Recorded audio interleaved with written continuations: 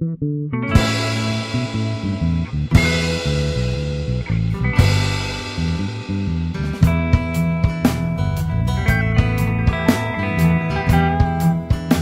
Mali, sur la scène internationale depuis plus de 5 ans maintenant, par une crise multidimensionnelle, mais également par les efforts de chacun des acteurs, autant du côté des politiques, des décideurs, de la société civile que des individus que nous représentons, pour préserver notre patrimoine commun. Dans ce patrimoine occupe une place de choix les manuscrits de Tombouctou. Si on dit manuscrits de Tombouctou, c'est le manuscrit du Mali. Parce que Tombouctou, c'est la capitale des manuscrits. Mais partout au Mali, on trouve des manuscrits. Dans tous les villages, dans toutes les régions du Mali, on trouve des manuscrits. Donc l'année passée, on était là. On a travaillé, on a discuté sur la recherche, sur l'exploitation des manuscrits, avec des experts nationaux, internationaux, avec les différents ministères aussi. On a débattu cette question, comment il faut exploiter le manuscrit. Mais après, on a vu que vraiment, il y a eu des résultats, parce qu'il y a eu beaucoup de demandes d'accès aux manuscrits. Donc, l'accès aux manuscrits, ça a créé un problème. Partout au Mali, on trouve des manuscrits. Dans tous les villages, dans toutes les régions du Mali, on trouve des manuscrits. Donc, l'année passée, on était là. On a travaillé, on a discuté sur la recherche, sur l'exploitation des manuscrits, avec des experts nationaux, internationaux, avec les différents ministères aussi. On a débattu cette question, comment il faut exploiter le manuscrit. Mais après, on a vu que vraiment, il y a eu des résultats, parce qu'il y a eu beaucoup de demandes d'accès aux manuscrits. Donc, l'accès aux manuscrits, ça a créé un problème. Ce n'est pas un problème, mais vous savez bien que les manuscrits sont chez les détenteurs. On compte beaucoup sur l'appui du ministère de la Culture. C'est pour cela qu'on a presque invité tous les chefs de missions culturelles au Mali. Ils sont tous là pour nous aider à sensibiliser les détenteurs de manuscrits et leur faire comprendre l'importance d'accès aux manuscrits et l'importance de recherche même et l'exploitation des manuscrits. Donc on a invité aussi le pays voisin qui ont une grande connaissance, une grande expertise dans ce domaine, tels que Guinée-Conakry, le Niger et la Mauritanie. Nous devons aller au-delà de cette situation. C'est parce que nous avons gardé longtemps ces manuscrits cachés. Nous n'avons pas partagé ces manuscrits qu'on fait dire à certains qu'ils n'ont pas contribué à l'histoire. L'insulte nous a été jetée à la face il y a de cela quelques jours. Et malgré la réaction vigoureuse des intellectuels africains, c'est parce que nous avons gardé longtemps ces manuscrits cachés. Nous n'avons pas partagé ces manuscrits qu'on fait dire à certains qu'ils n'ont pas contribué à l'histoire. L'insulte nous a été jetée à la face il y a de cela quelques jours. Et malgré la réaction vigoureuse des intellectuels africains, je pense que nous l'avons encore en travers de la gorge. Mais aujourd'hui, nous avons compris que tout ce savoir accumulé pendant des années, savoir dans tous les domaines, de la philosophie, de la jurisprudence, du droit, de la médecine. C'est surprenant d'entendre dire que dans ce Sahel, il y a 3000 ans encore, on opérait des gens, on faisait de la chirurgie. Malheureusement, ça n'a pas été connu. Et c'est pour cela qu'on pense que rien n'a été fait dans ce domaine. Alors aujourd'hui, nous avons décidé de mettre ces manuscrits à la disposition du monde. que ce soit les savants, que ce soit de simples curieux qui veulent savoir d'où nous sommes partis, pour mieux conserver encore ces manuscrits, pour qu'ils ne soient pas la proie des mythes, qu'ils ne soient pas la proie des intempéries, parce que les papiers qui sont utilisés ne sont pas d'aujourd'hui. Les manuscrits sont très anciens. Si nous n'avons pas les équipements qu'il faut, il y a des risques qu'ils soient détériorés, qu'ils soient perdus. Nous avons des problèmes de formation. La plupart des propriétaires, des détenteurs de ces manuscrits sont certes lettrés, que ce soit en langue arabe, que ce soit en langue française, dans d'autres langues, mais ce ne sont pas des spécialistes de la conservation des manuscrits. Au nom de Madame la ministre de la Culture, je déclare ouverte la conférence sur la détenteur de manuscrits anciens face à la demande croissante de ces manuscrits. Je vous remercie.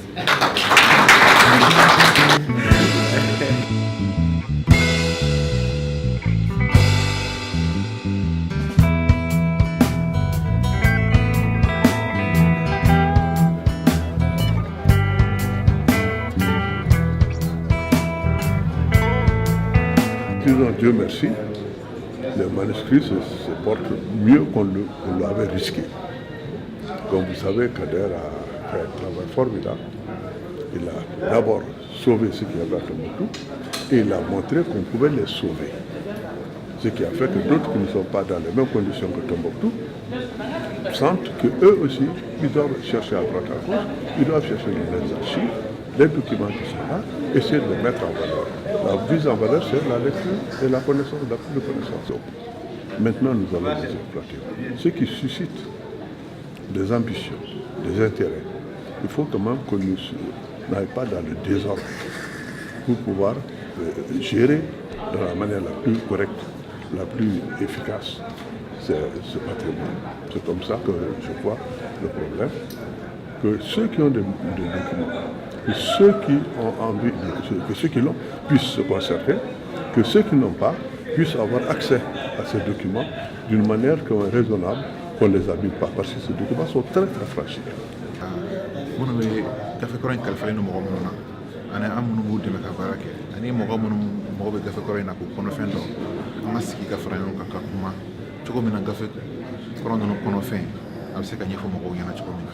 Parce que ambado ban fi amalla akacha san ba kele mais alibi mo to kono fi mundo amba foga ma tariku bu kono ma doni akoro chama bu kono mais o doni andonu muni mundo fenjimen do andoni te alibi parce que mo muno be ni ke tika sega c'est gafe kono ma ka se ko bara alibi c'est gele ado bi donc amna siga kuma gele amun be ko foka ba pour que mo ni kera o sega se gafe kono fa ma chona bo Pour conserver ce manuscrit-là, donc il est gêné, il est dérangé de mettre les manuscrits à la disposition de ce chercheur qui parfois ne sait même pas comment il faut manipuler ce manuscrit. Parce que le chercheur aussi peut être un chercheur qui n'est pas averti sur la manipulation du manuscrit. Et l'atmosphère dans laquelle ces manuscrits sont aujourd'hui assure leur conservation grâce aux multiples efforts de nos ONG à travers des partenaires qu'on ne cesse de les remercier, les féliciter et les encourager à persévérer dans cette voie. Vous savez qu'il y a une méconnaissance totale de certains chercheurs des réalités que vivent ces détenteurs de manuscrits. Souvent, d'autres trouvent le terrain fertile parce qu'en venant, on trouve que tous les manuscrits sont là, on met les manuscrits à la disposition du chercheur, il exploite comme il veut, il fait ce qu'il veut. Donc, et d'autres difficultés qui se dessinent dans son esprit l'empêchent parfois à la concentration pour donner entière satisfaction à ce chercheur, à cet étudiant, à ce visiteur. Parfois, avec ces multiples tâches, il se pose des questions. Je suis fatigué. Pourquoi ces va-et-vient? J'ai fait sortir des manuscrits pour les chercheurs, je les fais retourner, je les amène. Pourquoi tout ça? Que faire? Parfois aussi, il rejette les grognes envers celui qui a amené les chercheurs. Parfois, il regarde celui qui a amené ce chercheur là chez lui, celui qui les regarde, il les fixe, parce qu'il trouve qu'il a amené quelqu'un pour les déranger. Donc, il a vraiment des problèmes. Ce détenteur de manuscrits, il a beaucoup de choses dans la tête, parce qu'il a des problèmes de sa famille même, il y a la servante qui l'attend dehors, et elle attend le prix de condiments, et lui il est là avec les chercheurs, et il n'y a rien. Il doit perdre la journée comme ça avec ses chercheurs. Il est sentinelle parce que chaque fois il est là, il faut veiller sur le masculin. Même si on dit qu'il n'y a pluie, au moment où les gens vont dans les affaires, lui il revient à la bibliothèque pour voir s'il n'y a pas de problème, s'il n'y a pas de trou. Il y a la pluie qui menace. Donc à tout moment il est sentinelle, il est gardien, il est assistant, parce que celui qui fait la recherche, il faut qu'il l'assiste aussi. Parfois celui qui fait la recherche, ce professeur qui vient faire la recherche dans les manuscrits, peut-être il ne sait même pas comment manipuler certains manuscrits. Parce qu'il pense que souvent la manière dont il a eu des manuscrits, donc c'est facile à manipuler. Dans les bibliothèques organisées. Maintenant, je voudrais savoir s'il y a vraiment des bibliothèques organisées et ce qu'on attend par cette organisation. Est-ce qu'il faut entendre par organiser que le chercheur amène une demande ou bien que le bibliothécaire lui fait remplir une fiche, en tout cas qu'il y ait un certain nombre de conditions de contrat, et parce qu'il s'agit de faciliter pour l'un et pour l'autre. Maintenant, vous nous avez raconté, c'est certainement un titre d'anecdote, le bibliothécaire assistant le chercheur, qui est déconcentré par la bonne qui vient regarder par la fenêtre. Mais en fait, normalement la bibliothèque, même si elle est familiale, elle doit être dans un certain nombre de conditions, parce que la vie ménagère ne doit pas influencer sur, comment dirais-je, la recherche.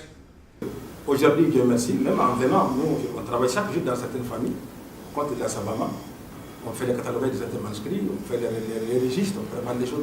Donc, ils sont vraiment édifiés. Dieu merci, ils sont édifiés.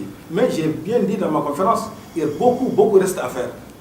Parce que tu es détenteur de manuscrits, oui, tu as ouvert ta bibliothèque pour les chercheurs. Nous, on vient, mais en réalité, ce bibliothécaire, même peut-être, ne maîtrise pas certaines choses. Donc, il a des problèmes. Il a besoin d'être assisté à tout moment. Et chaque fois, nous, on est dans les bibliothèques, on travaille par-ci, par-là, mais en réalité, on sent que les bibliothèques ont besoin vraiment de ressources humaines, des gens vraiment pour aider les détenteurs des manuscrits. Alors, avec la jalousie qu'il a, on l'accuse souvent, c'est normal parce qu'il ne peut pas laisser ce trésor entre les mains de n'importe qui.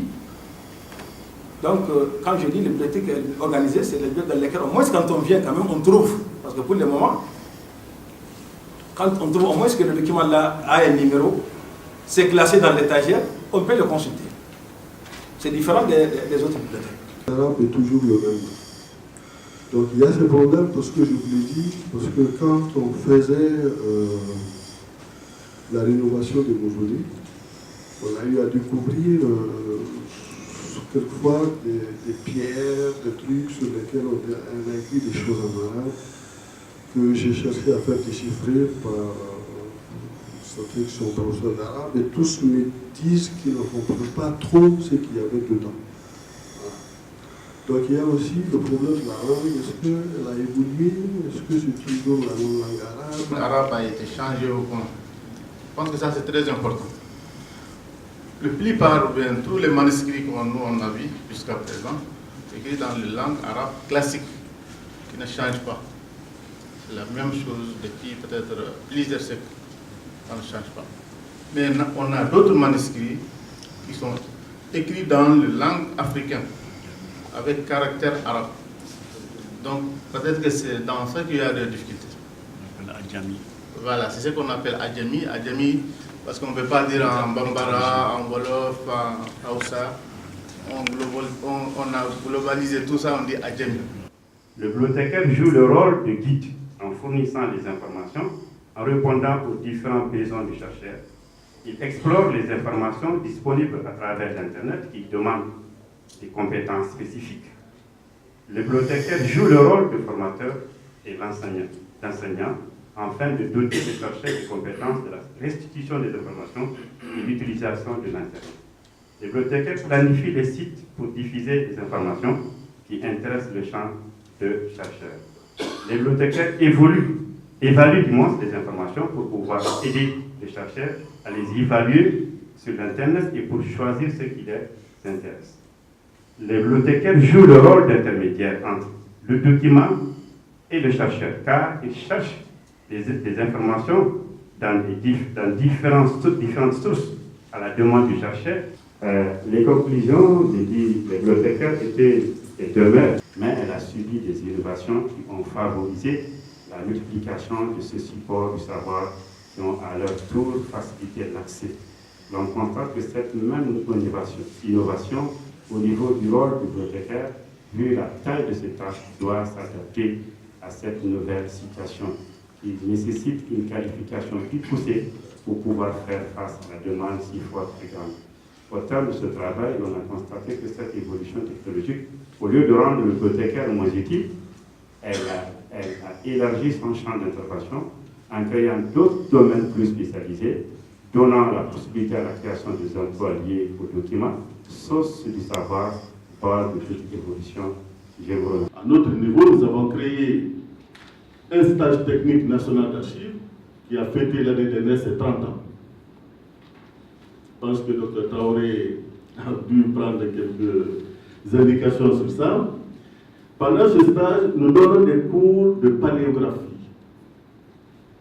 mais la paléographie française. C'est l'initiation aux écritures anciennes et à la transcription exacte des documents. Le plus vieux document gardé aux archives nationales est du XVIIe siècle, 1695. Donc on fait souvent des photocopies de ces documents qu'on remet aux étudiants, aux stagiaires, qui font la transcription. Et c'est comme ça qu'on fait la transcription de tous les documents manuscrits conservés aux archives nationales. Chaque fois qu'il y a une promotion, on essaie de voir qui fait mieux que l'autre. Et on fait la comparaison, ensuite on fait une base de données. Le droit d'auteur, c'est la plus sacrée et la plus personnelle de toutes les propriétés. Vous avez un ordinateur, l'ordinateur vous appartient, mais quel est le degré de paternité, le degré de lien entre vous et l'ordinateur? C'est difficile à établir. Mais quand vous créez une œuvre, il y a tellement... C'est comme si vous avez mis au monde un enfant. Vous êtes tellement intime. Une autre question m'est venue à l'esprit. Manuscrit ancien, patrimoine culturel, vie du patrimoine culturel national. Selon l'article 2 de la loi 061 du 30 décembre, on attend par patrimoine culturel l'ensemble des biens matériels et immatériels qui, à titre religieux ou profane, revêtent pour l'État, les collectivités territoriales, les communautés, groupes et individus, une importance pour l'histoire, l'art, la pensée, la science et la technique. Ainsi, les manuscrits rares sont cités dans l'article 3.1 de la dite loi comme faisant partie du patrimoine culturel national. Les manuscrits anciens, œuvres du domaine public. On a dit que les œuvres durent toute la vie de l'auteur et tombent dans le domaine public 70 ans après sa mort. Les auteurs de certains manuscrits anciens sont décédés il y a plus de 500 ans. Les droits d'exploitation sont éteints. Selon l'article 55, alinéa 2 de la législation malienne, le droit d'exploitation des œuvres tombées dans le domaine public est administré par l'organisme professionnel de gestion collective. Et en la matière, l'organisme professionnel de gestion collective est le Bureau malien du droit d'auteur. La numérisation, de façon terre à terre, on dit c'est la transformation d'un signal analogique en un signal numérique. Conversion d'un document analogique en document numérique.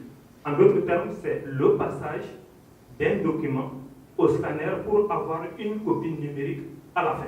La reproduction, c'est la réalisation d'un exemplaire ou de plusieurs exemplaires d'une fixation. Tout enregistrement sonore ou visuel est considéré comme une reproduction au sens de la présente loi. Et également assimilé à la reproduction, le stockage d'une œuvre, d'une expression du folklore, d'une interprétation ou exécution d'un phonogramme ou d'un vidéogramme sous forme numérique sur un support électronique. Donc, la numérisation va se placer dans ce cadre-là, qui est une reproduction alors du document original. Au niveau des savants, on travaille ici, mais on travaille dans le pays voisin aussi. On a fait beaucoup de formations au Burkina Faso, au Nigeria et au Niger sur eux-mêmes. On a formé les personnels sur la concoction des boîtes. On leur a donné même certains matériels. Et au Nigeria, à Arewa House, il y a un institut qui s'appelle Arewa House, à l'université de Ahmed Bello, à Kaduna. Là-bas aussi, on a formé les personnels, on les a donné aussi la numérisation et si la conservation physique des manuscrits, on les a même donné du matériel, ils sont en train de travailler. La question des manuscrits aujourd'hui soit gérée comme aussi un patrimoine, non pas simplement comme des livres, mais aussi comme un patrimoine.